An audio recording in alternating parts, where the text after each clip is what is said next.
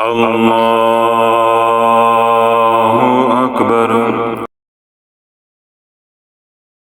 قرآن مجید فرقان حمید کی جس آیت مبارکہ کی میں نے آپ حضرات کے سامنے تلاوت کی، اللہ رب العزت ارشاد فرماتا ہے لا یکلف اللہ نفسا الا وسعها، ہم کسی کی بھی جان کے اوپر اس کی برداشت سے زیادہ بوجھ نہیں ڈالتے۔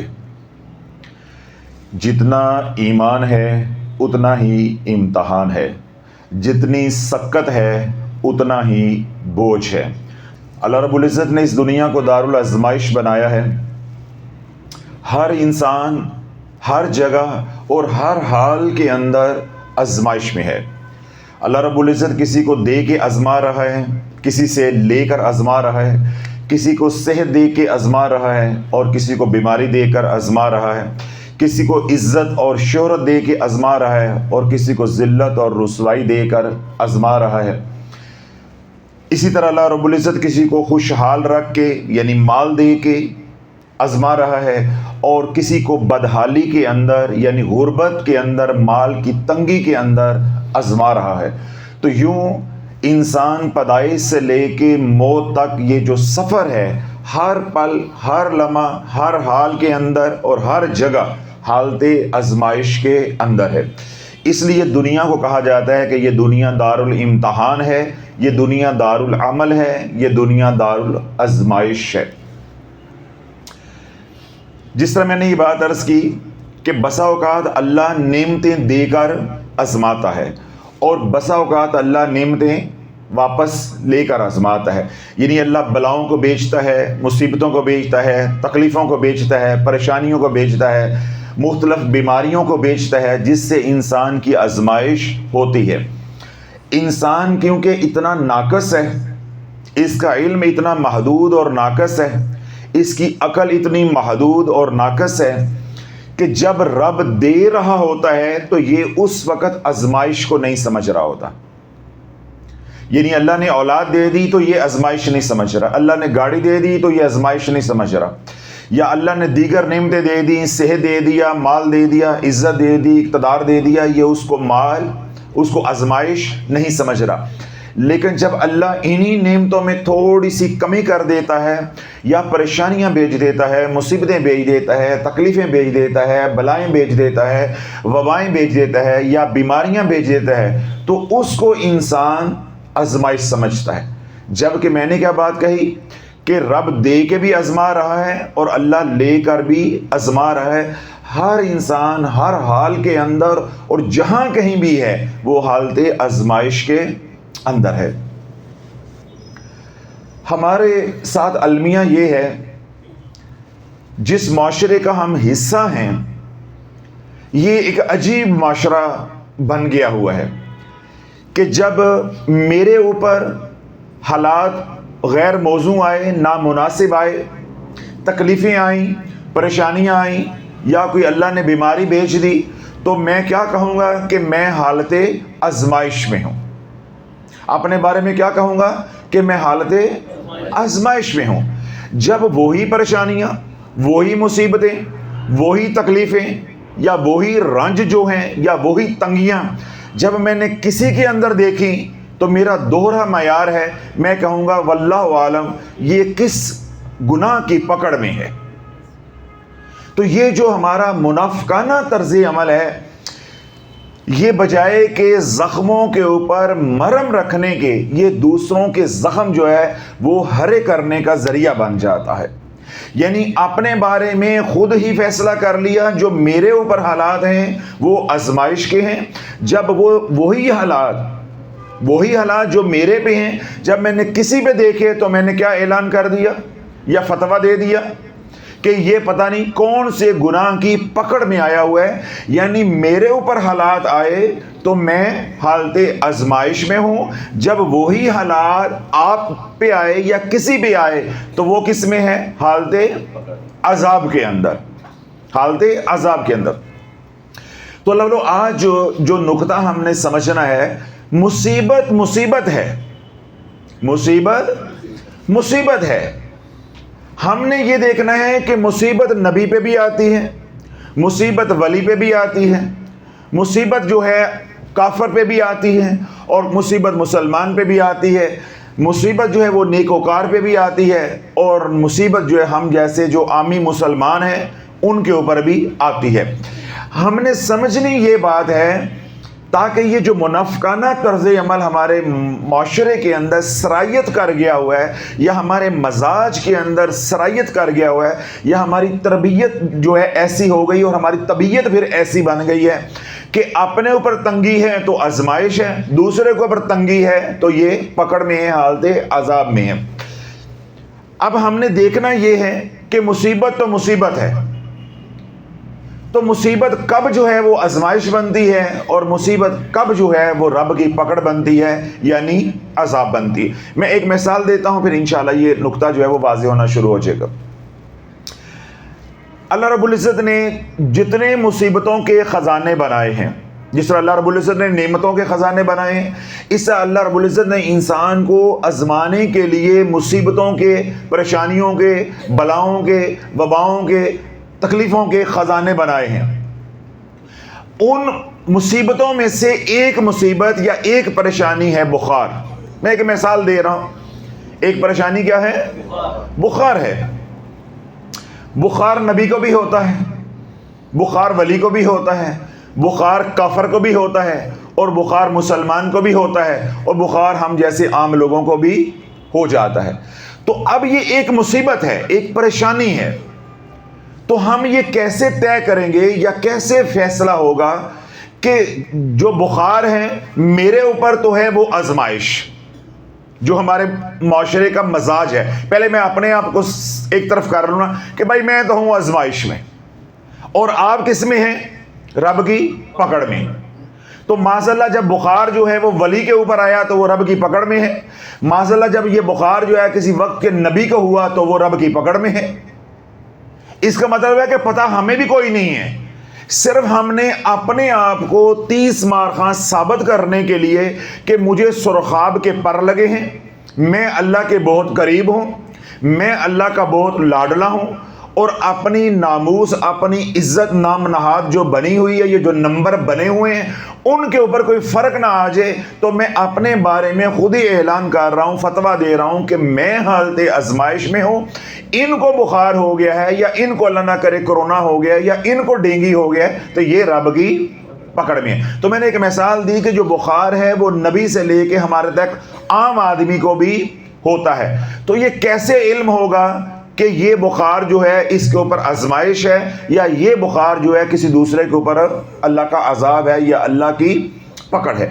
मैं एक बनी इसराइल के वली अल्लाह की जो कल्बी वारदात है उसको मुख्तसर करके बयान करता हूँ। अगर आप तवज्जो के साथ सुनेंगे तो इंशाअल्लाह अज़ीज़ जब बात ख़त्म होगी आपको सारी कहानी समझ आ जाएगी कि कौन हालत आजमाइश में होता है और कौन रब की पकड़ में होता है यानी हालत अजाब में होता है। मुसीबत मुसीबत ही होती है, आगे हमारा जो रवैया है वो इसको आजमाइश बनाता है या इसको अजाब बनाता है, वहाँ से ये तफरीक होती है। वो तफरीक इंशाअल्लाह आज हम समझेंगे ताकि जो हमारी तबीयतें बन चुकी हैं, हमारा मजाज बन चुका है कि अपने बारे में आजमाइश और दूसरे के बारे में अजाब। जब मैंने अपने बारे में ये कह दिया जी मैं आजकल आजमाइश में हूँ, तो मैंने क्या कहा कि मैं बड़ा नेकोकार हूँ, मैं बहुत नेकोकार हूँ। मैंने अपने तकब्बर का इजहार किया, जो 2 नेकियां कमाई थी वो तकब्बर में जल गई, राख हो गई, वो ख़त्म हो गई।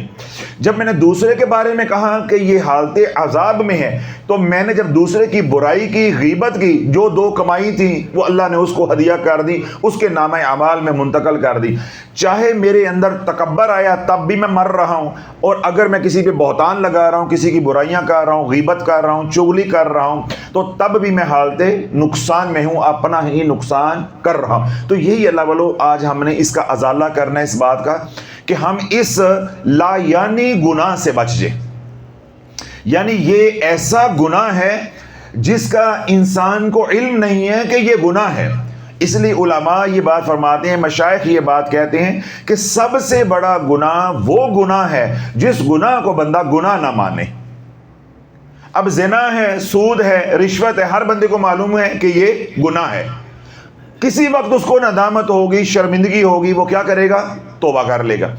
تو جب بندہ رشوت کو گناہ ہی نہ مانے تو وہ توبہ کرے گا، یا زنا کو، جھوٹ کو گناہ ہی نہ مانے وہ نادم ہوگا، جب نادم نہیں ہوگا تب توبہ کیسی؟ تو اس لیے علماء کیا کہتے ہیں کہ وہ گناہ سب سے بڑا گناہ ہے جس گناہ کو گناہ نہ سمجھا جائے۔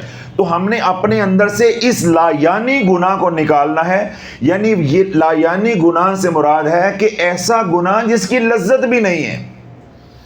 رشوت کا مال کھایا گناہ ہے لیکن کچھ فائدہ ہوا، کچھ فائدہ ہوا۔ اسی طرح ذخیرہ اندوزی کی، اس کا مال کھایا، کچھ فائدہ ہوا وقتی طور پہ۔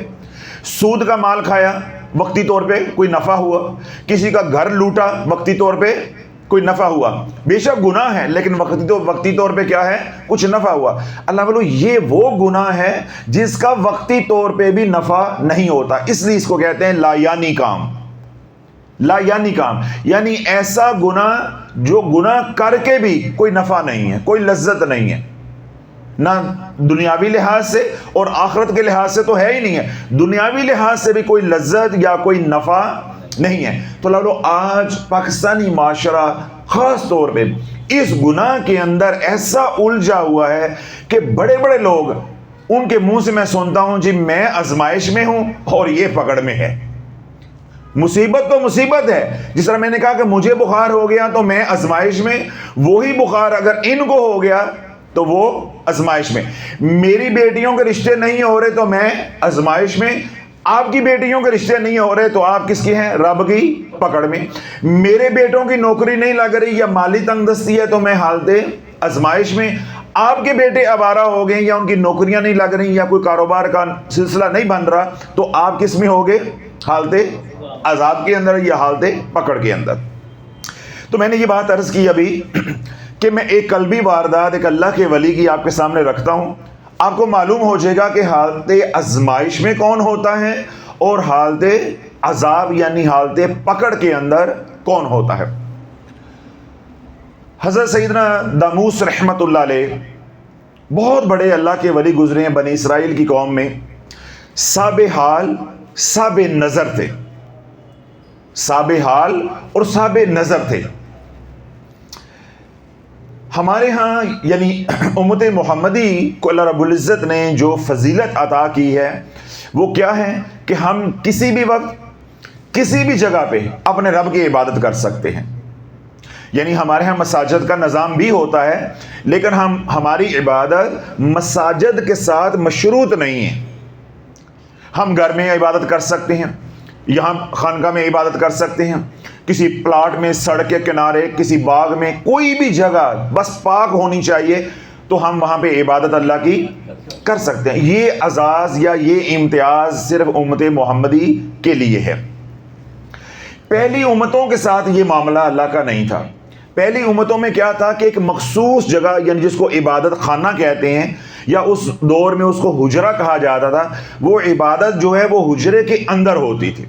یعنی یوں کہہ لیں کہ اگر آج اعلان ہو جائے کہ جی عبادت جو ہے وہ صرف مسجد میں ہوگی تو یہ طریقہ بن جائے گا بنی اسرائیل والا۔ تو بنی اسرائیل میں کیا تھا کہ اس وقت کے جو لوگ زاہد عابد ہوتے تھے وہ حجرے کے اندر عبادت کرتے تھے۔ پھر ان کے ہاں رہبانیت تھی کہ جو نیک لوگ ہوتے تھے جب وہ عبادت کے لیے بیٹھ جاتے پھر کئی کئی دن وہ عبادت کرتے، یعنی مہینہ مہینہ، دو دو دن، ہفتہ ہفتہ عبادت کرتے، اپنے کھانے پینے کا سامان جو ہے وہ اپنے ساتھ رکھ لیتے، پھر وہ مسلسل عبادت میں رہتے۔ یعنی سمجھنے کے لیے آپ یوں کہہ لیں کہ جس طرح آج ہمارے ہاں اعتکاف کیا جاتا ہے کہ ہم 10 دن کے لیے مسجد میں ہی رہتے ہیں، تو ایسے وہ لوگ جو ہے وہ ایک وقت مقرر کر لیتے، 20 دن، 25 دن، 50 دن، 40 دن، جو ان کا ذہن ہوتا، جو ان کو آسانی ہوتی، پھر اتنے دن انہوں نے عبادت ہی کرنی ہے، دنیا کا کوئی کام نہیں کر رہا۔ ہلکی پھلکی خوراک جو ہے وہ ساتھ رکھ لینی ہے، وہ لیتے رہنا ہے اور اپنے اہل و اقارب سے، عزیز و اقارب سے الگ تھلگ ہو کے اس حجرے کے اندر عبادت کرتے رہنی۔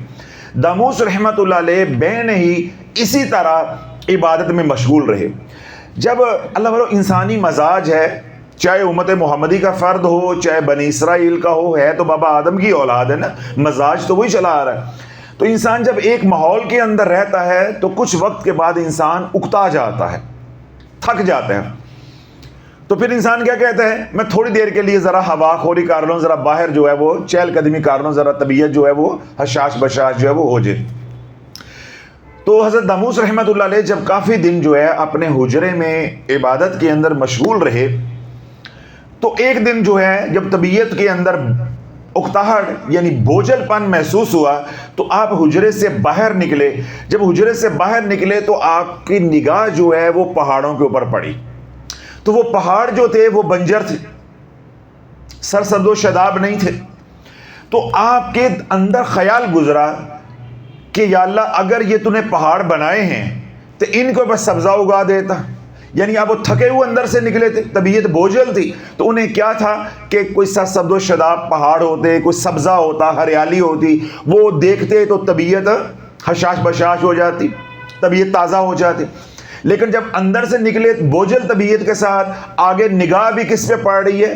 بنجر پہاڑوں کے اوپر، تو طبیعت کو وہ تازگی نہیں ملی۔ تو آپ کی طبیعت کے اندر، آپ کے دل کے اندر یہ خیال آیا کہ یا اللہ تو نے یہ پہاڑ بنائے ہیں، اگر ان کو بنجر بنانے کی بجائے بے آباد جو ہیں یہ بنائے ہیں، اگر سرسبز و شاداب کر دیتا، ہریالی ان پہ اوپر ہوتی، درخت ہوتے، سبزہ ہوتا، نگاہ پڑتی، آنکھوں کو ٹھنڈک ملتی، طبیعت کو تازگی ملتی، تو یہ یا اللہ کیا بنا دیا۔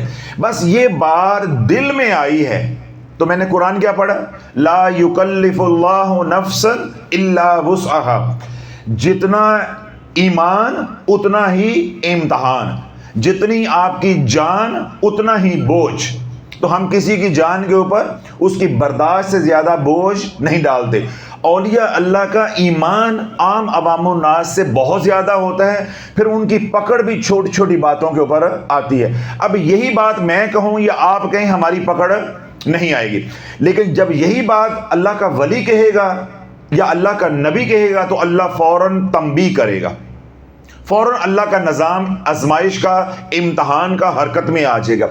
تو جب انہوں نے یہ بات کہی کہ یا اللہ یہ پہاڑ تو بنائی، اگر سرسبز و شاداب بنا دیتا، بس یہ بات دل میں آئی تھی تو اللہ نے الہام کیا، دل میں بات ڈالی، القاء کیا کہ اے بندے تو بندہ ہے، تو عبد ہے، عبد ہی رہ، میرا مشیر نہ بن۔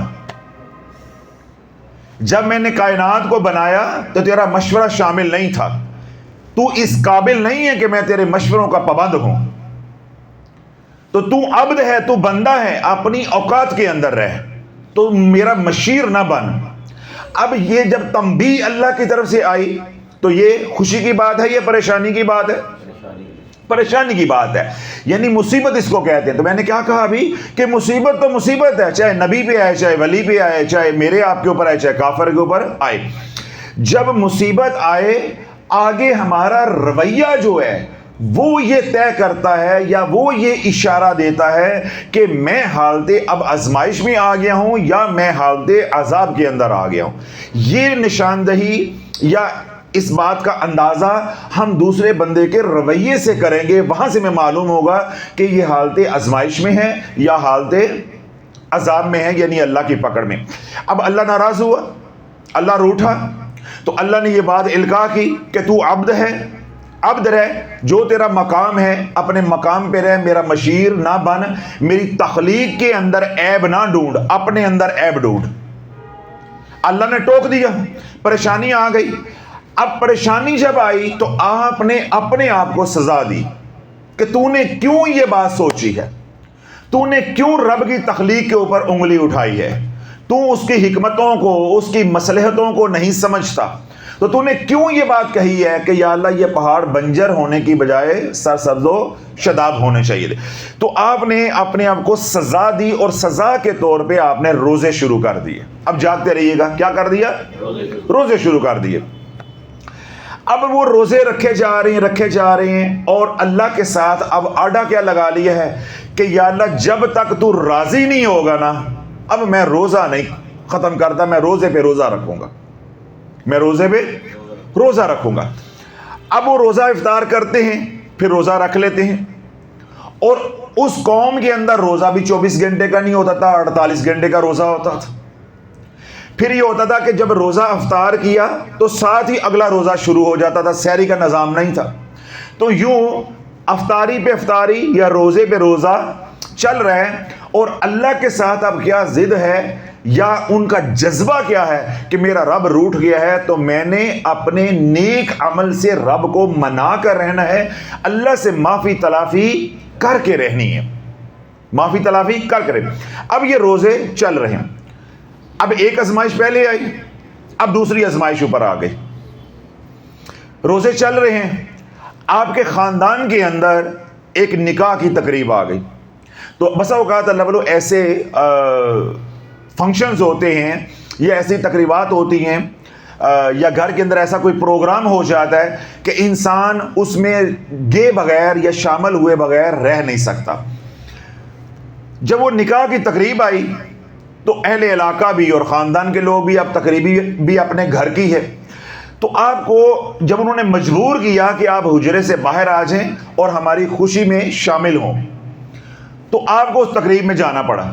جب شادی کی اس تقریب میں یا نکاح کی اس تقریب میں آپ گئے تو وہاں سارے غافلین ہیں. اب ذرا جاگتے رہنا ہے, وہاں کیا ہیں؟ سارے غافلین, عوام و ناس ہے, ہلا گلا ناچ گانا جو ہے وہ ہو رہا ہے, موج مستی ہو رہی ہے. جب آپ جا کر بیٹھ گئے, اب کھانے کی باری آئی, انہوں نے کہا جی کھانا کھائیں. اب یہ کھانا کیسے کھاتے؟ انہوں نے نہ اقرار کیا نہ انکار کیا. پہلے یہ ٹال مٹول سے حضرت داموس رحمت اللہ علیہ کام جو ہے وہ لیتے رہے. جب بات جو ہے وہ آگے بڑھی, یعنی شدت اس میں آئی کہ نہیں جی اصرار ہے ضرور کھائیں, تو آپ کو باہمر مجبوری اظہار کرنا پڑا کہ میں روزے کے ساتھ ہوں.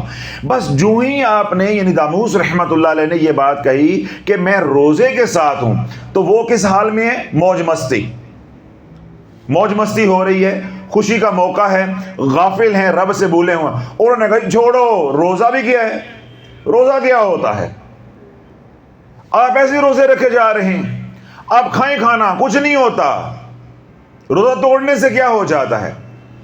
جب اللہ کی حدود کا یوں مذاق اڑایا تو رب نے قلبی واردات جو ہے وہ عطا کی. اللہ نے القاء کیا کہ اے میرے دوست اب اس وادی کو چھوڑ دے. ایک ہے گناہ کرنا, ایک ہے حد سے بڑھ جانا. تو رب کیا فرماتا ہے؟ ان اللہ لا يحب المعتدین, جو حد سے بڑھ جاتے ہیں پھر اللہ ان کو برداشت نہیں کرتا. ایک ہے گناہ کرنا, ایک ہے اللہ کی حدود کا مذاق اڑانا. اب اس کے آگے تو کوئی حد ہی نہیں ہے. تو جب انہوں نے حدود اللہ کا مذاق اڑایا کہ وہ کیا ہوتا ہے جی, روزہ توڑ لے, روزہ رکھ لے تو کیا ہو جاتا, کچھ بھی نہیں, کھائیں کھانا ہمارے ساتھ. جب وہ حد سے بڑھے تو اللہ رب العزت نے داموس رحمت اللہ علیہ کو القاء کیا کہ اس بستی کو چھوڑ دو, ان کے اوپر عذاب آنے والا ہے. تو جو ہی آپ بستی سے استغفار کرتے ہوئے, توبہ کرتے ہوئے, کانپتے ہوئے نکلے, تو جو ہی بستی سے نکلے اللہ نے جبریل امین علیہ السلام کو بھیجا. جبریل امین علیہ السلام نے اس بستی کو اپنے پروں کے اوپر لیا اور پہلے آسمان پہ لے جا کے الٹا دیا. اب اللہ والو ان کے اوپر کیا آئی ہے؟ پریشانی, تکلیف آئی ہے نا, پریشانی آئی ہے. تو داموس رحمت اللہ علیہ کے اوپر بھی کیا آئی تھی؟ پریشانی آئی تھی. دونوں پہ یعنی عوام الناس کے اوپر بھی پریشانی آئی ہے, داموس رحمت اللہ علیہ کے اوپر بھی پریشانی آئی ہے.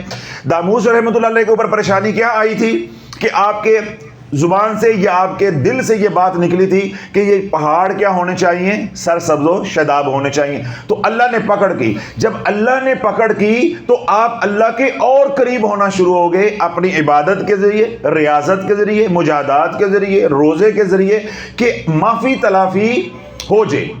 لیکن جب ان کو تنبیہ کی گئی کہ بھائی آپ اس طرح اللہ کی حدود کا مذاق نہ اڑائیں, پکڑ میں آ جائیں گے, تو انہوں نے اللہ کی حدود کا اور مذاق اڑایا. جب وہ اور غافل ہوئے اسی ناچ گانے کے اندر رہے, بجائے کہ رب سے رجوع اللہ کرنے کے, اب رجوع اللہ نہیں ہوئی تو اللہ نے اسی مصیبت کو عذاب بنا دیا اور جبریل امین علیہ السلام کو حکم دیا کہ اس بستی کو الٹا دے, اس بستی کو الٹا دے. میں نے کیا بات کہی تھی؟ اگر آپ جاگ رہے ہوں گے تو یہ پوری واردات, قلبی واردات سننے کے بعد آپ کو سمجھ آ جائے گی کہ مصیبت ہوتی ہے. جب میرے پہ مصیبت آئی تو میں مصیبت میں رب سے اور دور ہو گیا, مصیبت میں رب سے اور دور ہو گیا. اب ذرا جاگتے رہیے گا. حضرت صاحب میں خانقاہ تب آؤں گا یہ پریشانیاں ختم ہو جائیں, میرے گھر میں تکلیفیں ہیں یہ ختم ہو جائے, میں خانقاہ آؤں گا. میرے گھر میں فلاں پریشانی ہے, فلاں مصیبت ہے, مجھے وقت نہیں ملتا. اللہ بولے جب مصیبت آئی، پریشانی آئی، تکلیف آئی تو رب کے قریب ہو گئے. پہلے 2 نمازیں پڑھتے تھے، پھر 5 پوری شروع کر دی. پہلے گھر میں پڑھتے تھے، پھر مسجد میں باجماعت تکبیر اولیٰ کے ساتھ شروع کر دی. پہلے قرآن کی تلاوت نہیں کرتے تھے، اب قرآن کی تلاوت بھی جو ہے وہ شروع کر دی. اور پہلے تسبیحات نہیں تھی، ذکر اذکار نہیں تھا، اوراد و وظائف نہیں تھے، غفلت تھی. اب غفلت سے بھی نکل آئے اور کیا کر دیا کہ ساتھ ذکر اذکار بھی ہو رہا ہے. یعنی پہلے نیک اعمال کم تھے، جو ہی پریشانی آئی نیک اعمال بڑھ گئے. اللہ بولو جب مصیبت آئے اور مصیبت کے اندر رجوع اللہ بڑھ گئی تو یہ مصیبت اس کے اوپر آزمائش بن جائے گی. مصیبت اس کے اوپر کیا بن جائے گی؟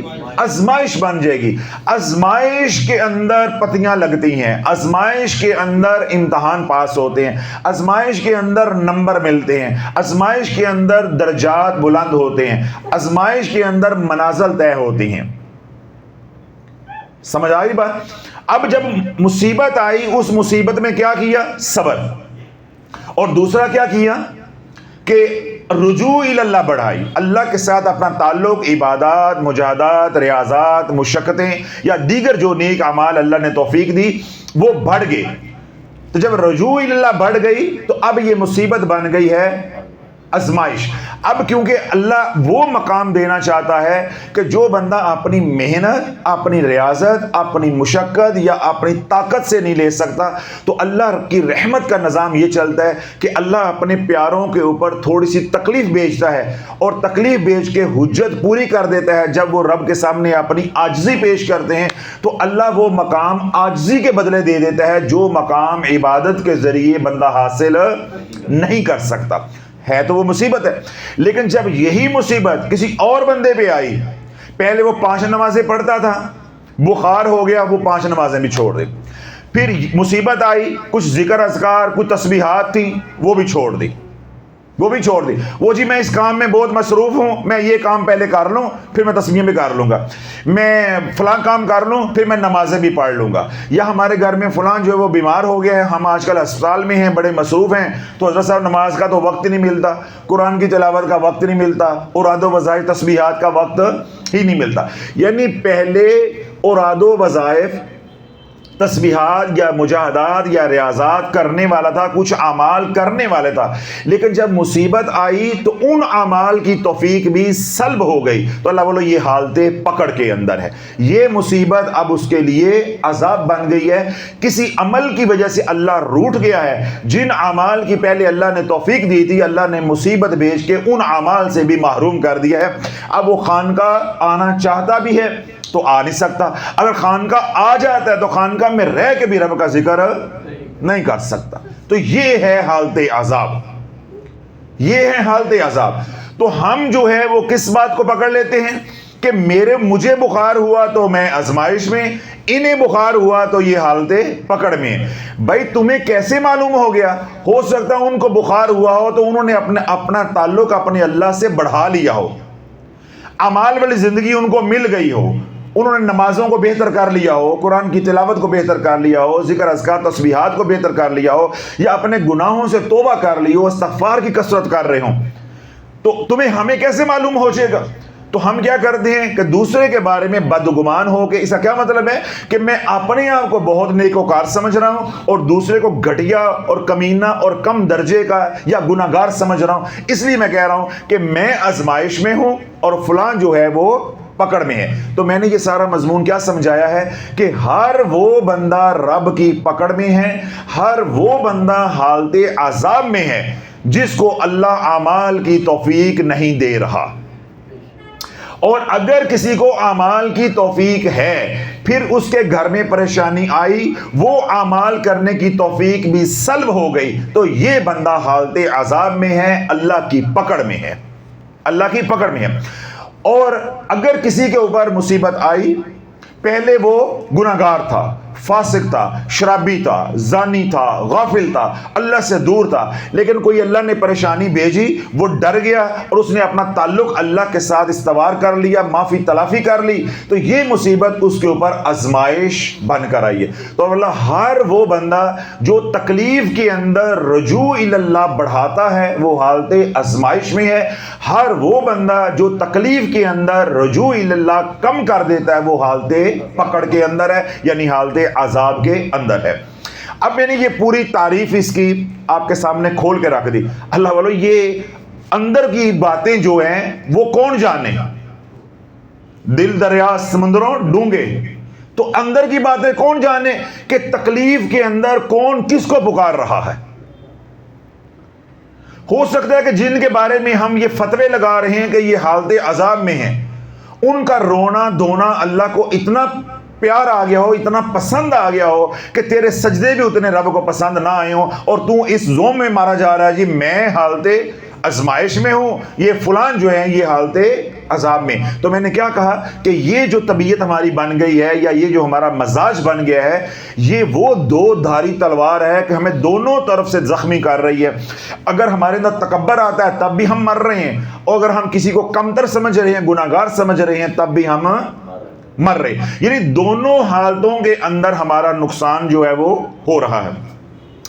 مولا علی کرم الوجہ الکریم سے یہی سوال کسی نے پوچھا کہ جب کوئی انسان تکلیف کے اندر ہو تو ہمیں کیسے معلوم ہوگا کہ اس کے اوپر آزمائش ہے یا اس کے اوپر عذاب ہے؟ تو جو بات میں نے تفصیل کے ساتھ سمجھائی یہی جواب مولا علی تھا، امام الاولیاء کا تھا کہ تکلیف آئے تو انسان رب کے قریب ہو جائے تو یہ حالت آزمائش ہے، اگر تکلیف آئے تو انسان رب سے دور ہو جائے تو یہ حالت عذاب ہے۔ سارا مضمون سمجھ آ گیا؟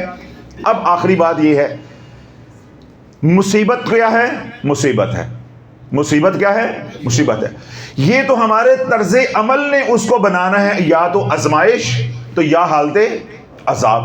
حالت آزمائش بنائے گی یا حالت عذاب بنائے گی۔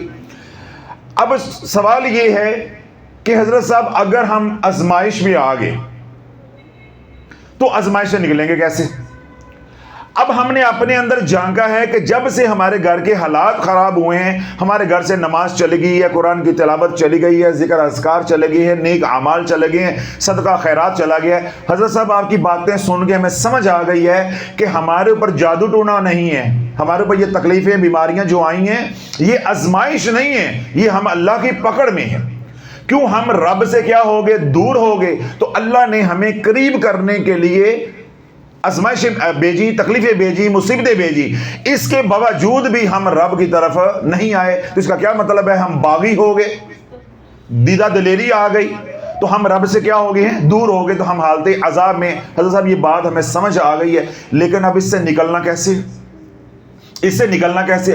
اسی طرح ایک سننے والا یہ کہتا ہے کہ جی مجھے یہ بات سمجھ آ گئی کہ الحمدللہ جب سے میں آزمائش میں ہوں، جادو میں ہوں، بیماری میں ہوں، یا کسی اور تکلیف میں ہوں، مالی تنگدستی میں ہوں، الحمدللہ میں نے نمازیں نہیں چھوڑی، میں نے خانقاہ آنا نہیں چھوڑا، میں نے ذکر اذکار تسبیحات قرآن کی تلاوت نہیں چھوڑی، تو میں اب آزمائش میں ہوں، آپ کے بتائے ہوئے طریقے کے مطابق یا جو آپ نے معلومات دی اس پہ میں نے پرکھا ہے، تو اس کے مطابق میں کیا ہوں؟ آزمائش میں۔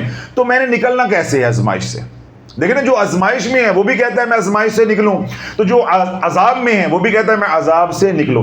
تو اللہ والو حسن اتفاق یہ ہے، چاہے تم حالت آزمائش میں ہو چاہے تم حالت عذاب میں ہو، علاج ایک ہی ہے، اللہ میری توبہ۔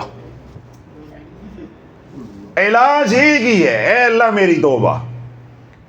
نہ آزمائش والوں کے لیے کوئی لیدہ گدڑ سنگی ہے، کوئی لیدہ علاج ہے ان کے لیے کوئی اور ہوگا، اسی طرح جو رب کی پکڑ کے اندر ہیں ان کے لیے بھی کوئی الگ نظام نہیں ہے۔ اللہ نے اس دنیا میں ایسے پردے رکھے ہوئے ہیں کہ کسی کو معلوم ہی نہ ہو کہ حالت آزمائش میں کون ہے اور حالت عذاب میں کون ہے، دونوں کا علاج بھی اللہ نے ایک ہی رکھا ہے۔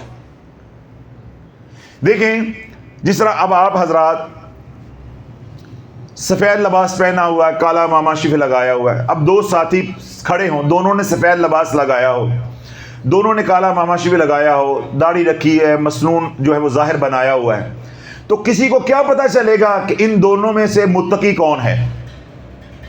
کوئی پتہ نہیں چلے گا۔ اسی طرح کسی اسکول کے طالب علم یا اسٹوڈنٹس ہیں، انہوں نے ایک جیسی یونیفارم پہنی ہوئی ہے، تو یونیفارم کو دیکھ کے کوئی پتہ چلے گا ان میں سے ذہین کون ہے، ٹاپر کون ہے، یا نالائق کون ہے؟ کوئی پتہ نہیں چلے گا۔ وہ تو جب آپ امتحان لیں گے تو پتہ چلے گا کہ یہ لائق ہے اور یہ نالائق ہے۔ ایسے ہی دو بندے سالک ہیں، ان کا ظاہر ایک جیسا ہے، تو بظاہر دیکھنے سے ہمیں کیا پتا چلے گا ان دونوں میں متقی کون ہے، پرہیزگار کون ہے؟ یہ تو اللہ جب اللہ آزمائش ڈالے گا پھر پتا چلے گا کہ اب خان کا کون آتا ہے، اب نمازیں کون پڑھتا ہے، اب ہو کی ضربیں کون لگاتا ہے۔ یہ جو وجد کل تک آتا تھا اب وجد کہاں گیا ہے، یہ جو کل تک بڑی کیفیات تھی، رونا دھونا تھا، یہ اب کہاں گیا ہے؟ تو یہ تو آزمائش ڈلے گی تو پتا چلے گا نا۔ جب لوہے کے اوپر چوٹ لگے گی تو لوہے کی کوالٹی کا پتہ چلے گا نا۔ تو اللہ والو یہی تو اللہ کا بنایا ہوا نظام ہے کہ اللہ مصیبتیں بھیجتا ہے پرکھنے کے لیے کہ میرے ساتھ محبت کون کر رہا ہے اور میرے ساتھ دغا کون کر رہا ہے۔ تو یہی تو رب بھیجتا ہے، اور ہم نے کیا معیار بنا لیا ہوا ہے، میں جی محبت کر رہا ہوں، یہ دغا کر رہا ہے، میں محبت کر رہا ہوں، یہ دغا کر رہا ہے، میں ٹھیک ہوں، یہ غلط ہے۔ تو میں نے کیا بات سمجھائی ہے کہ یہ بات اللہ جانتا ہے کہ کون محبت کر رہا ہے اور کون دغا کر رہا ہے۔ یا جو اللہ نے ہمیں معیار بتایا ہے وہ کیا ہے کہ اگر بندہ مصیبت کے اندر اللہ کے ساتھ تعلق کو مضبوط کرتا ہے تو وہ حالت آزمائش میں ہے، اور پہلے اگر اس کا کوئی کچھ تعلق تھا کسی درجے کا، لیکن جب پریشانی آئی تو وہ اعمال بھی چھن گئے تو وہ حالت عذاب میں۔ اور اگلی بات میں نے یہ سمجھائی کہ اللہ نے ایسے پردے رکھے ہیں کہ جو آزمائش میں ہے اس کا علاج بھی وہی ہے، اور جو عذاب کے اندر ہے اس کا علاج بھی وہی ہے، اور دونوں کا علاج کیا ہے؟ اے اللہ میری توبہ، اے اللہ میری توبہ۔ اب اللہ والو یہاں آپ کو اشکال پیدا ہونا چاہیے اگر آپ ذہنی طور پہ موجود ہیں کہ دونوں کا علاج ایک جیسا کیوں ہے، دونوں کا علاج ایک جیسا کیوں ہے؟ اللہ والو یہی بات تو میں سمجھا رہا ہوں کہ اگر دونوں کا علاج مختلف ہوتا تو یہ فیصلے تو ہم خود ہی کر بیٹھتے جو کہ ہم کر رہے ہیں، اسی کی تو میں اصلاح کرنے کی کوشش کر رہا ہوں کہ یہ فیصلے ہم نے نہیں کرنے، یہ فیصلہ کرنا اللہ کا کام ہے، یہ منصب اللہ کا ہے، تفریق کرنا کہ کون اس کے قریب ہے کون اس کے دور ہے۔ تو اللہ نے علاج بھی ایسا رکھا ہے کہ اس دنیا میں تفریق ہو ہی نہ سکے، کوئی بندہ دوسرے بندے کو اپنے سے کم تر نہ جانے۔ ہم کدھر لگے ہوئے ہیں؟ فیصلے کرنے کی طرف، یعنی جو عبد کے کام کرنے والے تھے وہ نہیں کر رہے، جو معبود کے کرنے والے کام ہیں وہ ہم کر رہے ہیں۔ یہ کام معبود کا ہے، مالک یوم الدین، روز جزا کا مالک اللہ ہے، یہ کام اللہ نے کرنے ہیں۔ کہ کسی کے آنسو پسند آ جاتے ہیں، کسی کا سجدہ پسند آ جاتا ہے، کسی کا اللہ کو آنسو پسند آ جاتا ہے، اور کسی کو اللہ کا سجدہ، اللہ کو کیا ہوا سجدہ بھی کسی کا پسند نہیں آتا۔ تو یہ تو یار کی مرضی ہے، وہ آنسوؤں سے راضی ہو جائے یا سجدوں سے راضی ہو جائے، یہ تو اس نے فیصلے کرنے ہیں۔ تو اس لیے اللہ رب العزت نے، اللہ خالق کائنات ستار ہے، اس کی صفت ہے ستاری، اس نے علاج کے اندر بھی یہ رکھا ہے تاکہ دنیا میں یہ نہ ہو کہ کوئی کچھ علاج کر رہا ہو تو سب کو پتہ چل جائے یہ آزمائش میں ہے، اور حالت عذاب والے کا کوئی اور علاج ہو تو ساری دنیا کو پتہ چل جائے کہ یہ جہنمی ہے، یہ حالت عذاب میں ہے۔ اللہ نے علاج بھی ایک جیسا رکھا ہے کہ اس دنیا میں پتہ ہی نہ کسی کو چلے کہ کون حالت آزمائش میں ہے اور کون حالت عذاب میں، اور وہ علاج اللہ نے کیا رکھا ہے؟ اے اللہ میری توبہ۔ اب کیا ہوگا جو حالت آزمائش میں ہے؟ حالت آزمائش میں کون ہے؟ جس نے رجوع بڑھا لیا، اللہ سے تعلق بڑھا لیا، عبادت کو بڑھا لیا، توبہ تائب ہو رہا ہے، جو کہیں کمی تھی اس کمی کو دور کر رہا ہے، یہ کس میں؟ حالت آزمائش کے اندر ہے۔ جب یہ شخص کثرت کے ساتھ توبہ استغفار کرے گا، استغفر اللہ الذی لا الہ الا هو الحی القیوم واتوب الیہ، اس کا ذکر کثرت کے ساتھ کرے گا، استغفر اللہ ربی من کل ذنب واتوب الیہ، یہ دعا پڑھتا ہے، اس کا کثرت کے ساتھ کرتا ہے، پھر نادم ہوتا ہے، شرمندہ ہوتا ہے اپنے کیے کے اوپر، اپنی خطائیں یاد کر کے، اپنے گناہوں کو یاد کر کے اللہ کو مناتا ہے، تو اب کیا ہوگا؟ اس کے تو گناہ ہے ہی نہیں، یہ تو حالت کس میں ہے؟ آزمائش میں ہے، وقت کا نبی ہے، ولی ہے، کوئی اور نیک صالح انسان ہے، وقت کا صدیق ہے، وقت کا شہید ہے، تو یہ تو اس کے تو گناہ ہے ہی نہیں ہے۔ اب یہ جو استغفار کر رہا ہے، اس استغفار کی برکت سے اللہ اس کے درجات کو بلند کرتا جائے گا۔ علاج بظاہر ایک ہی ہے، ادھر وہ جو استغفار کر رہا ہے اس کے تو گناہ ہی نہیں ہے۔ اب نبی کو بخار ہوا، ولی کو بخار ہوا، اس کے تو گناہ ہے ہی نہیں ہے، اس کے تو گناہ ہے ہی نہیں ہے۔ اب وہ جو استغفار کرے گا تو اس سے کیا ہوگا؟ اللہ اس کے درجات کو بلند کرتا جائے گا، یعنی وہ درجے جو عبادت، ریاضت یا جسمانی مشقت سے نہیں پائے جا سکتے، اللہ حجتیں پوری کرتا جائے گا، اللہ تھوڑی سی ٹھوکر لگا کے عاجزی کرنے پہ اللہ وہ مقام دیتا جائے گا۔ تو علاج کیا ہو گیا؟ استغفر اللہ الذی لا الہ الا هو الحی القیوم واتوب الیہ۔ اللہ نے اپنے محبوب علیہ الصلوۃ والسلام کو کیا حکم دیا؟ فسبح بحمد ربک واستغفر انہ کان توابا۔ اے میرے محبوب تسبیح کریں، میری تعریف کریں استغفار کے ساتھ، تسبیح و تحمید کریں استغفار کے ساتھ، میرے سے بخشش مانگیں، واستغفر اللہ، میرے سے بخشش مانگتے رہو۔ ان اللہ غفور رحیم، بے شک تمہارا رب بڑا ہی غفور و رحیم میں درگزر کرنے والا ہے، رحم کرنے والا ہے۔ انہ کان توابا، بے شک تیرا رب توبہ قبول کرنے والا ہے۔ اللہ نے یہ حکم کس کو دیا ہے؟ اپنے محبوب علیہ الصلوۃ والسلام کو۔ تو معاذ اللہ حضور علیہ الصلوۃ والسلام کے گناہ تھے؟ نبی تو معصوم ہوتا ہے، گناہ قریب بھی نہیں آ سکتا۔ تو اس کا کیا مطلب ہے کہ حضور علیہ الصلوۃ والسلام نے جب اپنا کام مکمل کر لیا، یعنی نبوت کے فرائض ادا کر لیے، تو یہ آیت مبارکہ سورہ نصر کی نازل ہوئی، جن سے سیدنا ابوبکر صدیق رضی اللہ تعالیٰ کو اشارہ ملا کہ اب حضور علیہ الصلوۃ والسلام کا اس دنیا سے جانے کا وقت ہو گیا ہے، جس کام کے لیے اللہ نے ان کو بھیجا تھا اب وہ کام مکمل ہو گیا ہے۔ اس لیے اللہ نے اپنے محبوب کو حکم دے دیا ہے کہ اب آپ جلوت نہیں، خلوت اختیار کریں، مخلوق سے علیحدہ ہوں، اور کیا کریں؟ میری تسبیح کریں، میری تعریفوں کے پل باندھیں، اور کس کے ساتھ؟ اے اللہ مجھے بخش دے، اے اللہ مجھے بخش دے، تاکہ میں آپ کو آپ کے مقام میں بڑھاتا جاؤں، جو منزلیں میں نے طے کروانی ہیں وہ طے کرواتا جاؤں، آپ کے درجات کو بلند کرتا جاؤں۔ جس کام کے لیے ہم نے دنیا میں آپ کو بھیجا تھا، جاب از ڈن، وہ کام ہو چکا ہے۔ اب آپ استغفار کریں۔ پھر آگے رب نے کیا فرمایا؟ اپنی صفت کو بیان کیا، اپنی رحیمی اور کریمی کو بیان کیا، انہ کان توابا، بے شک اللہ توبہ کو، معافی کو قبول کرنے والا ہے۔ تو یہ نظام کس کے ساتھ ہے؟ نبیوں کے ساتھ۔ یہ نظام کس کے ساتھ ہے؟ ولیوں کے ساتھ۔ یہ نظام کس کے ساتھ ہے؟ نیک صالحین کے ساتھ۔ یہ نظام کن کے ساتھ ہے؟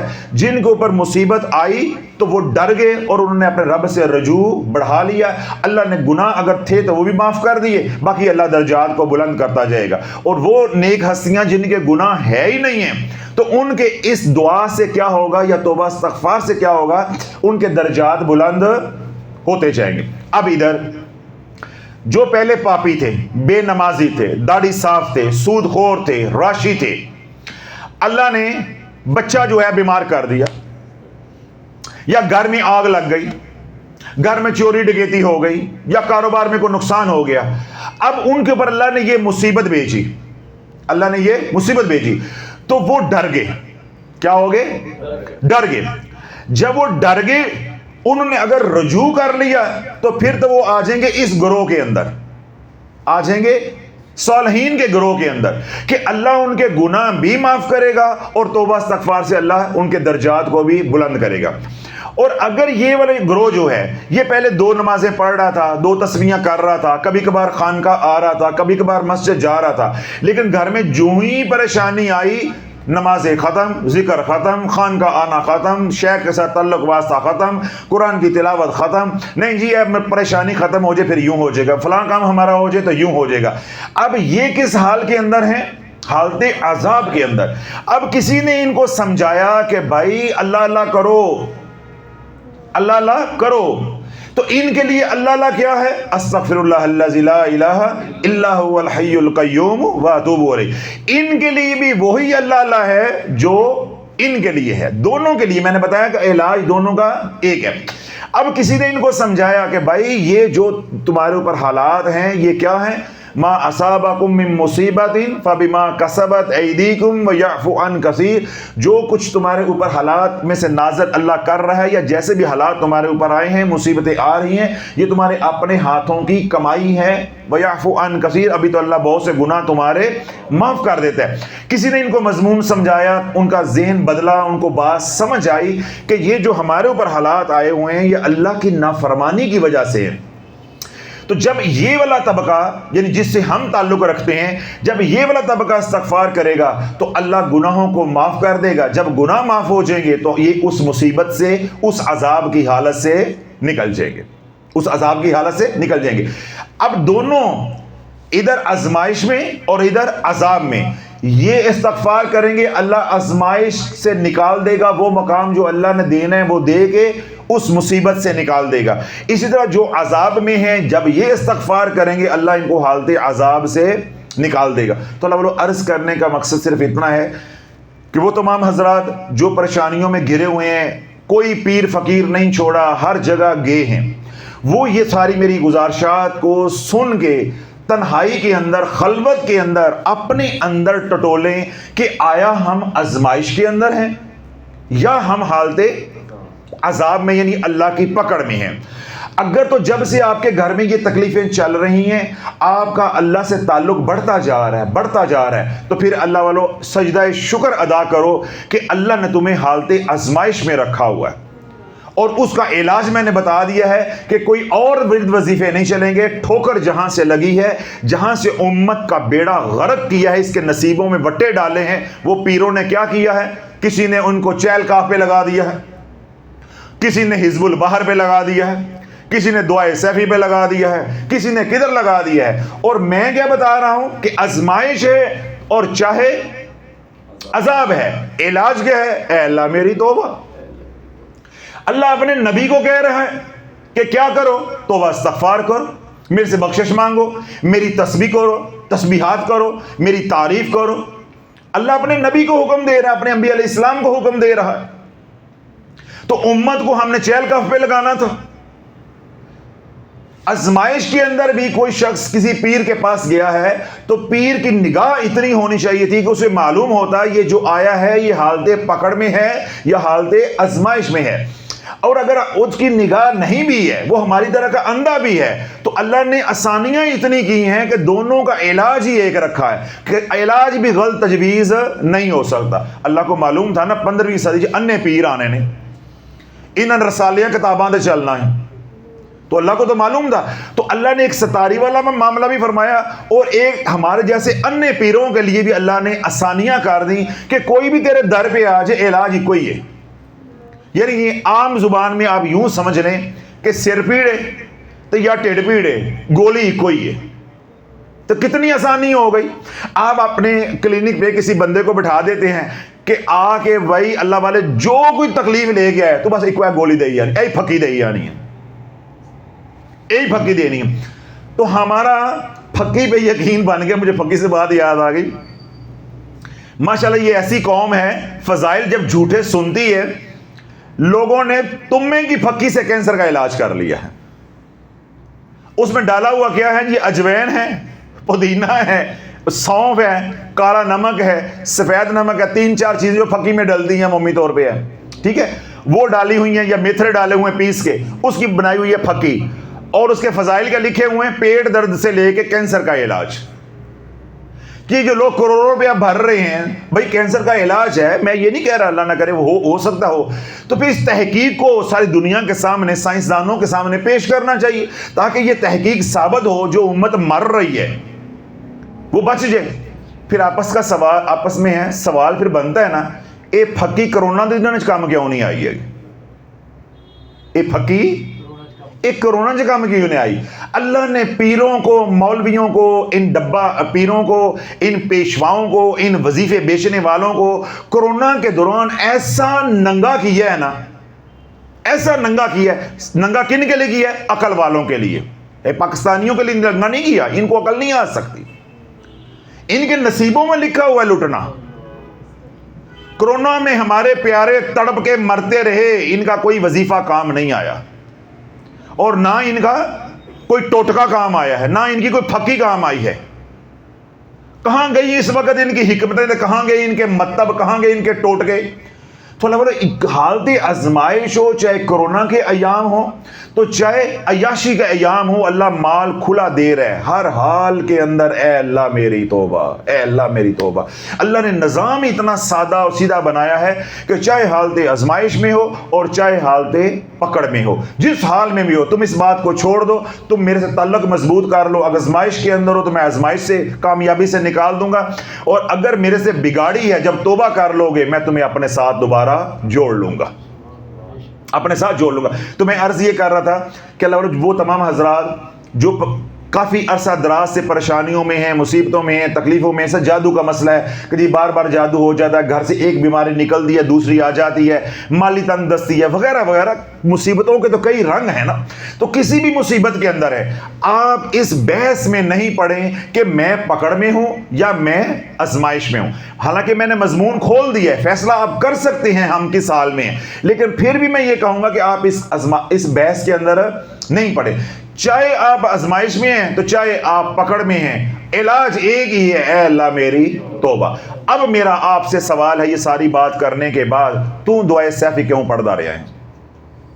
اب میرے سوال کا جواب دو. میں نے اے سی میں اتنا پسینہ نکال دیا ہے تو میرا بھی تو حق ہے نا آپ سے سوال کروں. جب میرے رب نے قرآن اتار دیا، نص قطعی سے ثابت ہو گیا کہ آزمائش ہو یا پکڑ ہو، علاج کیا ہے؟ استغفر اللہ، اے اللہ میری توبہ. تو چہل کاف کیوں پڑھتا رہا ہے؟ یہ چہل کاف تو اس کا علاج ہی نہیں تھا. اس کا علاج دعائے سیفی نہیں تھا، حزب البحر اس کا علاج نہیں تھا، یا قہارو اس کا علاج نہیں تھا، حامیم لا ینصرون اس کا علاج تھا. اس کا علاج تو تھا اے اللہ میری توبہ. زبان سے بھی اے اللہ میری توبہ، اپنے اعضاء سے بھی اے اللہ میری توبہ، اٹھتے بیٹھتے ہر طرح سے اللہ سے گناہوں سے معافی مانگی، توبہ تائب ہونا تھا. اگر ہم آزمائش میں ہوتے تب بھی اللہ نکال دیتا، اور اگر ہم گناہوں کی وجہ سے پکڑ میں آئے ہوتے تب بھی اللہ نکال دیتا. اب اللہ بولو غلطی ہمارے سے کہاں ہوئی کہ ہمارے پیشواؤں نے ہمیں جو علاج قرآن نے بتایا یا اللہ کے نبی علیہ الصلوۃ والسلام کی تعلیمات نے بتایا، وہ علاج چھوڑ کے جب ہم نے اپنی فنکاری کی، نبی کے بتائے ہوئے طریقے کو، اللہ کے بتائے ہوئے طریقے کو معاذ اللہ پس پش ڈالا، اپنی فنکاری کی، مریدوں کے اوپر اپنا روب بٹھانے کے لیے، دھاگ بٹھانے کے لیے لمبے لمبے ان کو وظیفے کرائے. پھر کیا ہوا؟ لمبے لمبے نوٹ تو مل گئے لیکن وظیفے کرنے والے لمبے ہی ڈال گئے. لمبے لمبے نوٹ تو مل گئے. اب دیکھیں میں کہہ رہا ہوں استغفار کرو، اب مجھے نوٹ کون دے گا؟ استغفار اور درود پاک پہ پیر کو کوئی نوٹ نہیں دیتا. ہم 1 سال سے کرلا رہے ہیں، لوگ اس کو وظیفہ نہیں مانتے. میں تو آج 15ویں صدی میں امت کو یہ کہہ رہا ہوں کہ ہر کام کا علاج استغفار ہے، ہر کام کا علاج درود پاک ہے. حسن بصری 1250 سال پہلے، 1250 سال پہلے تابعین کا دور ہے. حسن بصری تابعی ہیں، تابعین موجود ہیں، صحابہ کے تربیت یافتہ موجود ہیں. جب حسن بصری یعنی شیخ حسن بصری رحمت اللہ علیہ ہر آنے والے کو درود پاک پڑھنے کا اور استغفار کرنے کا حکم دیتے تو باہر جا کے لو چہ مغویاں کر دے، اے بابے کو کوئی اور عمل کوئی نہیں ہے گا، اے بابے کو کوئی وظیفہ نہیں ہے گا، اے جڑا جاندا انہوں کہندا استغفار کرو استغفار کرو استغفار کرو. یہ 1250 سال پرانی بات ہے. آج امت کا کیا حال ہوگا؟ تو آج کے دور میں جو پیر کہے گا استغفار کرو درود پاک پڑھو، اس کو لفافے کون دے گا؟ لوگ آگے سے فوراً کہیں گے نا کہ بھائی یہ تو ہم پہلے ہی کہہ رہے تھے، انہوں کا تو مال دے دئیے. جسے ہم ڈاکٹر ہیں، کوئی مریض آئے ہمارے پاس، اس کو ہم پیناڈول کی گولی لکھ کے دے دیں تو پیناڈول کی گولی کا ہر بندے کو معلوم ہے نا، تو ہمیں فیس کون دے گا؟ تو ہم کیا کرتے ہیں؟ لکھنا پین کلر ہی ہے لیکن برانڈ ایسا لکھنا ہے کہ عوام کو اس کا پتہ نہ ہو، اس کی کاؤنٹر سیل نہ ہو. اللہ والو اپنے راز آپ کو بتا رہا ہوں. اگر ہم کسی کو پیناڈول لکھ دیں وہ ہمیں فیس دیتا ہے؟ نہیں دے گا نا. وہ کہے گا جی پیناڈول لکھ دی، پیناڈول کیا فیس لیے جا رہے ہیں. یہی کام اللہ والو پیروں نے کیا ہے کہ اگر ہم نے ان کو صحیح بات بتا دی کہ علاج استغفار ہے، علاج درود پاک ہے، اس بات کا تو بچے کو علم ہے، ہمیں لفافے کون دے گا؟ ہماری خانقاہیں کیسے چلیں گی؟ انہوں نے پھر کیا کیا؟ سورہ بقرہ پڑھو، حزب البحر پڑھو، دعائے سیفی پڑھو، دعائے گنج عرش پڑھو، چہل کاف پڑھو، مختلف اعمال جو لمبے لمبے ہیں، یعنی پیچیدہ اعمال ہیں جو مسنون بھی نہیں ہیں، وہ دیے. جب لمبے لمبے اعمال دیے بغیر شرائط کے دیے، عوام کو اس میں لگا دیا، تو انسان پھر ذرا دیکھ کے خوش ہوتا ہے نا، کیونکہ انسان جو ہے مرتا ہے کثرت کے اوپر. تو میں کیا بات کر رہا ہوں، 2 حرفی توبہ استغفار کرو، کملی والے پہ درود پڑھو، تمام مسائل کا حل اس کے اندر ہے. نہ رجت ہوگی نہ پھنسو گے، بلکہ پھنسے ہوئے ہو نکل جاؤ گے. ادھر ایک پیر کہہ رہا ہے نہیں، 7 کنوؤں کا پانی لے کر آؤ، سارے محلے کو اکٹھا کرو، سورہ بقرہ 40 دن پڑھو، رات کو 3 بجے پڑھنی، سجے پیر دی مٹی نہ ہلے، کھبی اگ پھڑکڑی نہیں چاہیے. اب ان باتوں کے اندر کشش ہے، ان باتوں کے اندر کیا ہے؟ کشش ہے. جو میں کہہ رہا ہوں اس کے اندر کشش نہیں ہے، میں سیدھی سیدھی بات کر رہا ہوں.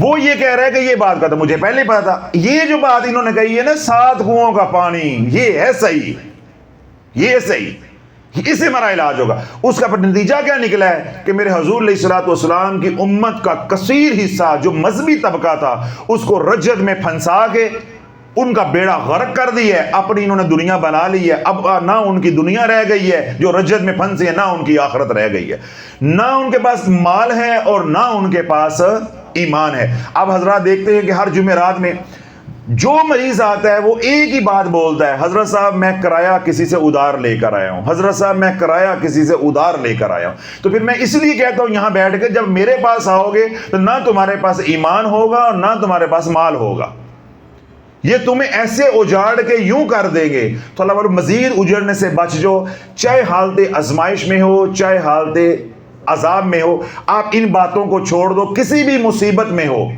کسی بھی مصیبت میں ہو، ہر مصیبت کا علاج کیا ہے؟ اے اللہ میری توبہ. اللہ کے نبی علیہ الصلوۃ والسلام نے ارشاد فرمایا، جس نے رات سونے سے پہلے بستر پہ یعنی آنکھ لگنے سے پہلے 3 بار کہا استغفر اللہ الذی لا الہ الا هو الحی القیوم واتوب الیہ، اس کے گناہ سمندر کی جھاگ کے برابر بھی ہوں گے، اللہ ان کے گناہوں کو معاف کر دے گا. ریت کے ذروں کے برابر بھی ہوں گے، اللہ معاف کر دے گا. پانی کے قطروں کے برابر بھی ہوں گے، اللہ معاف کر دے گا. درختوں کے پتوں کے برابر بھی ہوں گے، اللہ معاف کر دے گا. زمین و آسمان کے درمیان میں جتنا خلا ہے یہ سارا خلا بھی گناہوں سے بھرا ہوگا. وہ 3 بار سید الاستغفار پڑھے گا، اللہ سارے معاف کر دے گا، اللہ سارے معاف کر دے گا. تو اللہ یہ چھوٹے چھوٹے اعمال چھوڑ کے جن کا کوئی نقصان نہیں تھا، نفع ہی نفع تھا، بلکہ ہمارا علاج ہی علاج تھا، وہ ہم چھوڑ کے دیگر اعمال پہ لگ گئے اور نئی مصیبتوں کے اندر آ گئے. اب وہ حضرات جنہوں نے وظائف کر لیے ہیں لا علمی میں یا ان سے کروا دیے گئے ہیں، ان کا بھی علاج کیا ہے؟ اے اللہ میری توبہ. رجت ہو گئی ہے، اے اللہ میری توبہ. ابھی وظائف نہیں کیے اور مصیبتوں میں ہیں، تب بھی علاج کیا ہے؟ اے اللہ میری توبہ. اللہ کی نافرمانی کی وجہ سے پھنس گئے ہیں، تب بھی علاج کیا ہے؟ اے اللہ میری توبہ. اس لیے پریشان ہونے کی ضرورت نہیں ہے، جس بھی حال میں ہو. بس سوال میرا یہ ہے کہ مڑ آؤ، واپس لوٹ آؤ. تمہارا جو علاج ہے، تمہارا جو نفع ہے وہ 2 باتوں میں ہے، ایک درود پاک ہے اور ایک استغفار ہے. تو اس لیے اللہ تعالیٰ تمام حضرات کو بارہا میں اپیل کرتا رہتا ہوں، کوئی بیان ایسا نہیں ہوتا جس میں میں یہ بات نہ سمجھاؤں کہ امام مہدی علیہ السلام کے ظہور تک اب 5 اعمال ہی چلنے ہیں. اب الحمدللہ عوام الناس کو بھی سمجھ آنا بات شروع ہو گئی ہے، لیکن ہمارے پیشواؤں کو ابھی شافی کی بات سمجھ نہیں آ رہی. وہ ابھی بھی وہیں ٹکے ہوئے ہیں. کیوں؟ وہ میری بات پہ آتے ہیں تو مرتے ہیں، ان کے خانقاہیں ویران ہوتی ہیں، ان کا نظام سارا اجڑتا ہے. وہ مریدوں کو کیا جواب دیں گے؟ کل تک تو آپ یہ کہتے رہے ہیں، اب آپ شافی کی بات کہنا شروع ہو گئے. اس لیے وہ اپنی عزت بچانے کے لیے کیا کہتے ہیں؟ نہیں شافی غلط، اسی سچے ہیں. عوام کو سمجھ آ گئی الحمدللہ کہ جو ہم کہہ رہے ہیں وہ قرآن و سنت کے مطابق ہے اور الحمدللہ 100% وہ محفوظ ہے. تو 5 ہی کام آپ نے کرنے. ہر نماز کے بعد یعنی 5 وقت کی نماز پڑھیں گے، ہر نماز کے بعد اپنا حصار کریں گے، خضری عمل پڑھیں گے. جن حضرات کو معلوم ہے خضری عمل انہیں تو معلوم ہے، جن کو معلوم نہیں ہے خضری عمل ان کے لیے کہ خضری عمل کا بیان جو ہے وہ آرزو چینل کے اوپر اپلوڈیڈ ہے. 5-7 منٹ کا وہ عمل ہے، وہ سن لیں. ہر نماز کے بعد اپنا حصار کرنا ہے. اس دور میں حصار کے بغیر کوئی شے نہیں ہے. اجڑ جاؤ گے، پہلے بھی اجڑے ہو، مزید اجڑ جاؤ گے. ہر نماز کے بعد حصار، سارا دن کملی والے پہ درود پاک اور ایک تسبیح کم از کم استغفار کی، کم از کم ایک تسبیح. استغفار کی، اور آنکھوں کی حفاظت، رزق حلال کمانے کی کوشش. یہ 5 کام ہیں، چاہے حالت آزمائش میں ہو، چاہے حالت عذاب میں ہو، چاہے حالت رجت میں ہو. اب تو کوئی عوام نہیں رہ گیا، اب تو ساری بات واضح ہو گئی. کوئی جس بھی حال میں ہے، جادو ہے، بندش ہے، رزق کی تنگی ہے، اولاد کی نافرمانی ہے، گھر میں لڑائی جھگڑے ہیں، یا گھر میں بیماریاں ہیں، کسی بھی طرح کا کوئی مسئلہ ہے، یا جس طرح میں نے بتایا کہ وظائف غلط پڑھ پڑھ کے رجت ہو گئی ہوئی ہے، کسی طرح کا بھی کوئی مسئلہ ہے، اس کے لیے 5 ہی کام کرنے. 6واں کام امام مہدی علیہ السلام سے پہلے نہیں کرنا. کرو گے مرو گے، مرے پہلے بھی ہو تو پھر ایسے مرو گے کہ تمہارے مرنے کی بھی کسی کو خبر نہیں ہوگی. اللہ ایسی لا علاج بیماریوں میں پھنسا کے مارے گا کہ موت مانگو گے، تمہاری زندگی موت کو ترسے گی. موت مانگو گے، موت نہیں ملے گی، موت نہیں ملے گی. کل ہم نے وہ ایک سروے پوسٹ لگائی ہوئی ہے اپنے چینل کے اوپر، تو آج میں نے کلینک سے واپسی پہ وہ اس کے کومنٹس جو وہ میں نے پڑھے، تھوڑے سے اوپر جو ٹاپ کے 8-10 کومنٹس سے میں پڑھے، وہ آپ لوگ بھی دیکھ سکتے ہیں. اس میں کسی نے لکھا ہوا ہے کہ میری والدہ بسم اللہ شریف پڑھتی رہی، بسم اللہ الرحمن الرحیم. یہ باتیں کہنے کے لیے ممبر رسول پہ پبلکلی سوشل میڈیا کے اوپر پوری امت کے سامنے لانے کے لیے جگرا چاہیے، شافی چاہیے. کیا پڑھتی رہی ہے؟ بسم اللہ. اب اس کو ثابت کرنا کہ بسم اللہ سے نقصان ہوا ہے، اللہ بولو یہ اتنا حساس موضوع ہے، یہ آپ کے گاٹے بھی فٹ ہو سکتا ہے. جس کو یہ بات سمجھ نہیں آئے گی وہ کیا کہے گا کہ یہ اللہ کا منکر ہے، کوئی یہ نیا فرقہ آ گیا ہے. اب ان سے پوچھو جن کو شافی کی فکر سمجھ آ گئی ہے، انہوں نے کمنٹس میں کیا لکھا ہے کہ میری ماں، میری والدہ بسم اللہ پڑھتی رہی کھلی. کسی نے بتائی ہوگی، کوئی مصیبت آئی ہوگی، انہوں نے پڑھتی رہی کھلی پڑھ دی. ہم کیا کہتے ہیں کہ ہم بسم اللہ پڑھنے سے نہیں روکتے، آیت کریمہ پڑھنے سے نہیں روکتے، 1.25 لاکھ سے نہیں روکتے، 1.5 لاکھ سے نہیں روکتے. ہم کہتے ہیں پڑھا، اس کے بعد کیا ہوا. ہمارا موضوع ہے بعد میں کیا ہوا. تو بعد سے ہم ثابت کرتے ہیں کہ پہلے والا ٹھیک نہیں ہے. جس کا آج ٹھیک نہیں اس کا مطلب اس کا کل بھی ٹھیک نہیں. تو جس کام کا نتیجہ غلط نکلا ہے اس کا مطلب وہ کام ٹھیک نہیں. اس لیے ہم براہ راست تو یہ کہہ ہی نہیں سکتے کہ بسم اللہ ٹھیک نہیں ہے معاذ اللہ. اب اس خاتون نے بسم اللہ شریف پڑھی، ساری زندگی پڑھی، چلتے پھرتے پڑھی، اس کا نتیجہ کیا نکلا ہے وہ کمنٹ سیکشن میں آپ جا کے دیکھیں کہ میری ماں لا علاج بیماریوں میں مبتلا ہو کے پچھلے 8 سال سے بستر پہ پڑی ہے. ہون پتہ چلا شافی سچا روندا ہے. اب سمجھ آئی. اب یہ بات مجھے بتاؤ، اس کے لیے جگرا چاہیے ممبر پہ بیٹھ کے سمجھانا کہ بسم اللہ سے نقصان ہو رہا ہے. نہیں، بسم اللہ سے نقصان نہیں ہو رہا. بسم اللہ کے ساتھ جو شرائط ہیں، جب تم نے بسم اللہ کو وظیفہ بنایا تو وظائف کی جب شرائط لاگو نہیں ہوں گی تو پھر یہی بسم اللہ تجھے لیر و لیر کر کے رکھ دے گی. میں نے کیا کہا کہ امام مہدی علیہ السلام کے ظہور تک کوئی وظیفہ نہیں چلے گا. اب بسم اللہ شریف کا محفوظ وظیفہ ہے. تو میں نے جو بسم اللہ کے اوپر اعمال بتائے ہیں یا بیانات کا ہمارا سلسلہ جو چل رہا ہے، اسی حوالے سے وہ کمنٹ آیا ہوا تھا. ہم نے آج کے دور میں بسم اللہ کی ریاضت کو بھی حصار کے ساتھ مشروط کیا ہے. حالانکہ بسم اللہ کے ساتھ حصار کی کوئی خاص ضرورت نہیں ہے، لیکن آج کے دور میں اگر آپ بسم اللہ کا وظیفہ بھی شرائط کے بغیر کریں گے تو فیتی فیتی لیر و لیر کر کے رکھ دے گا. 8 سال ہو گئے ہیں بسم اللہ پڑھنے والی، اللہ کا ذکر کرنے والی. قال رسول اللہ صلی اللہ علیہ وسلم ذکر اللہ شفاء القلوب. ذکر تو شفا ہے، دلوں کو شفا دیتا ہے. تو وہ 8 سال سے کیا ہو گئی ہے؟ بستر پہ پڑ گئی ہے. ہم اللہ کا ذکر کرتے ہیں، دم کر کے پانی دیتے ہیں، اللہ شفا دیتا ہے. وہ ذکر خود کر رہی ہے، بستر پہ پڑ گئی. اس کا مطلب ہے کہ کرنے میں کہیں نہ کہیں خطا ہے. تو جو خطا ہے وہی ہم سمجھا رہے ہیں کہ جب شرائط نہیں ہوں گی اجڑ جاؤ گے. استغفار کرو گے کوئی شرط نہیں ہے، درود پاک پڑھو گے کوئی شرط نہیں ہے، پاکی نپاکی کوئی شرط نہیں ہے، عملیات کی دنیا کی کوئی شرط نہیں ہے. دن کو پڑھو، رات کو پڑھو، لیٹ کے پڑھو، بیٹھ کے پڑھو، پاکی نپاکی میں پڑھو، وضو بغیر وضو پڑھو، تھوڑا پڑھو زیادہ پڑھو، کوئی تعداد نہیں، کوئی وقت نہیں، کوئی شرط نہیں ہے. اے سچا سودا لیندے نہیں تو کہندے نہیں جی سورت بکرا تو 7 کوئے دا پانی چاہیے تو نال اونٹ دی ہڈی چاہیے. اس کا کیا مطلب ہے کہ ہمارے نصیبوں میں بدبختی لکھی ہوئی ہے. نصیبوں میں بدبختی لکھی ہوئی ہے کہ جو سودا شرائط کے بغیر ہے اور رحمت ہی رحمت ہے، درود پاک رحمت ہی رحمت، استغفار رحمت ہی رحمت ہے، وہ چھوڑ کے نہیں جی حزب البحر کرنا ہے، دعائے سیفی کرنی۔ بھائی یہ خواص کے اعمال ہے، یہ عوام کے اعمال نہیں ہیں، یہ شرائط کے ساتھ ہونے والے اعمال ہیں۔ آیت کریمہ شرائط کے ساتھ ہے، جلالی اعمال شرائط کے ساتھ ہیں، یہ جتنے اعمال کے میں نے پہلے بھی نام لیے وہ شرائط کے ساتھ ہے۔ یہ مونگ پھلی عوام کو بانٹنے والی نہیں ہے، یہ خواص کے لیے ہے۔ تو انہوں نے کیا کیا، خواص کا جو ذخیرہ تھا یا خواص کے جو اعمال تھے وہ عوام کو دیے، عوام اس سے متاثر ہوئی تو عوام نے ان کے اوپر اپنا مال لوٹا دیا، ان کے کام بن گئے۔ یہ میری طرح کہتے درود پاک پڑھو، استغفار پڑھو، جے پکھے دے پکھے نہ رہندے ساتھ نسل بھی تاں گیندے ہیں۔ میں دیکھتا تھا کہ ان کو کون لفافہ دے کے جاتا تھا، یا میں دیکھتا تھا ان کو باہر سے کون ٹرانزیکشن بھیجتا تھا، آن لائن پیمنٹس ان کو بھیجتا تھا درود پاک کا وظیفہ بتانے پہ یا استغفار کا وظیفہ بتانے پہ۔ تو اس لیے اللہ والوں انہوں نے مال کمانے کے لیے میری حضور کی امت کا بیڑا غرق کر دیا ہے۔ آپ بھی آنکھیں کھولو، آپ حضرات سے بھی میں اپیل کرتا رہتا ہوں، خدا کا خوف کھاؤ، پڑھے لکھے ہو اس دور میں، کچھ جاگتے رہو، جاگتے رہو، اور جو شافی کہہ رہا ہے اس پہ سوچتے رہو، یہ سوچ کے بھی سوچتے رہو کہ میں غلط ہوں، میں کیا ہوں، غلط ہوں، ہمیں غلط ثابت کرو۔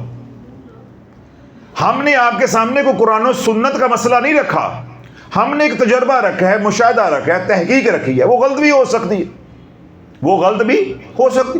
ہم تو اسی انتظار میں ہیں کہ ہمیں غلط ثابت کرو، ہمیں غلط ثابت کرو۔ تو جب غلط ثابت نہیں کر پاؤ گے پھر تمہیں پتہ چل جائے گا کہ حضور کے غلاموں کی کیا شان ہوتی ہے، پھر ہمیں اپنے منہ سے کچھ بتانے کی ضرورت نہیں ہے۔ تو اللہ رب العزت جو ہے سننے والے سب کو سمجھ عطا فرمائے، جو مصیبتوں کے اندر ہیں اللہ ان کو مصیبتوں سے، پریشانیوں سے عافیت اور خیر کے ساتھ ان کو نکالے۔ جن کو ہماری فکر سمجھ آ رہی ہے اللہ ان کو کام کی توفیق بھی دے، اپنے علاقے میں رہ کے امت کے اوپر کام کرے تاکہ مسیحا بنے، درد مند بنے، درد سر جو ہے وہ نہ بنے۔